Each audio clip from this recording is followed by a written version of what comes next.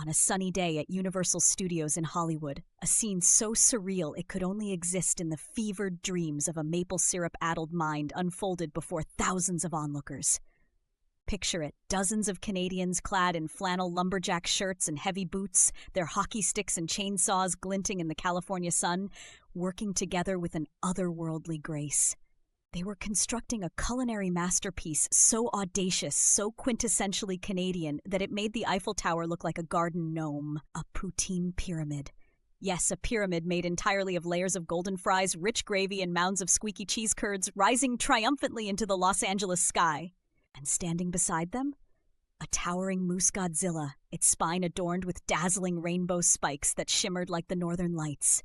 With massive antlers and an inexplicable talent for construction, the oversized moose delicately hoisted poutine carts delivered by UFO flying saucers, each emblazoned with a cozy yet menacing Made in Canada logo. These saucers zipped through the air, delivering their precious starchy payload straight to the workers while blasting an endless loop of Let's Go to the Mall by Robin Sparkles, the beloved Canadian pop sensation and fictional star of How I Met Your Mother. It was a celebration of diplomacy through cheese curds, or as some were beginning to call it, poutine diplomacy. Under a massive banner held high by two very serious Canadians, the words "Taste Our Freedom" flapped gently in the breeze. But make no mistake, these weren't just empty words. Freedom, for the Canadians, wasn't about speeches or parades.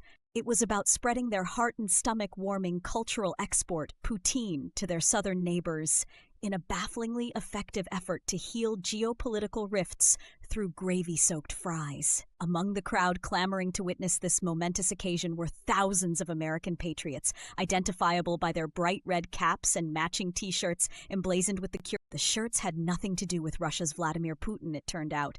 Instead, they stemmed from an unfortunate linguistic misunderstanding. When these Americans heard rumors of Poutine diplomacy, they assumed it had something to do with their favorite non-presidential patriot, a local figure named Putnam, lovingly nicknamed Putin as a term. Naturally, the shirts followed, but to the Canadians, their message was cause for much eyebrow-raising and polite, confused nodding.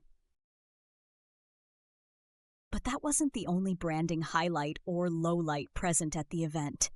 Ever heard of Freedom Fries 2.0?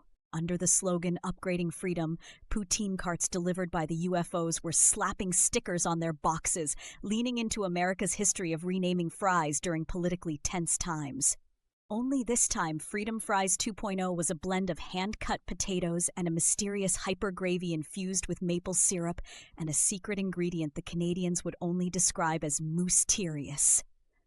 The linguistic slip-ups didn't end with the shirts either.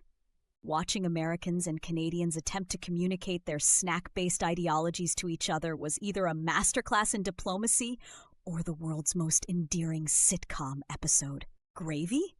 You mean chocolate syrup for fries? One baffled patriot asked as they were handed their first poutine box. No, the Canadians insisted with mounting concern, visions of culinary disaster dancing before their eyes. It's savory like liberty.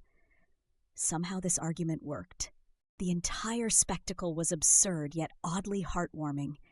As the saucers continued to zip around delivering savory poutine miracles, and the moose Godzilla struck an impossibly majestic pose for selfies with children holding freedom syrup cups, one couldn't help but marvel at the scene's sheer audacity.